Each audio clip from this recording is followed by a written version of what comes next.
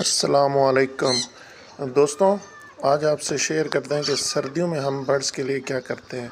लोग तो कोई शॉपर लगा रहा है, कोई हीटर लगा रहा है, कोई हीट वाले बल्ब लगा रहा है, कोई कुछ कर रहा है, कोई कुछ कर रहा है। सर्दी से बचाओ बर्ड को, ये करो वो करो, कुछ भी नहीं है। हमारे बर्ड्स देखें, बिल्कुल ओपन है, बिल्कुल। और पीछे इनके कमरे बने हुए हैं, इनको ठंड लगे तो पीछे चले जाएं, और बाकी सारा दिन ये बाहर होते हैं, घूम फिर रहे होते हैं।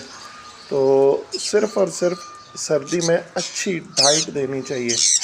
आप अच्छी डाइट देते हैं, बर्ड पेट भर के खाता है, खुश होता है, तो उसे बिल्कुल ठंड नहीं लगती।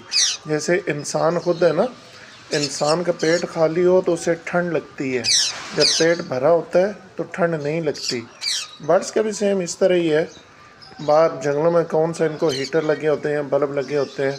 अब देखें, बारिश का मौसम है तो मेरे बर्ड्स ओपन है, और माशाल्लाह कितने एक्टिव और खुश हैं बर्ड मेरे, खा पी रहे हैं, एंजॉय कर रहे हैं।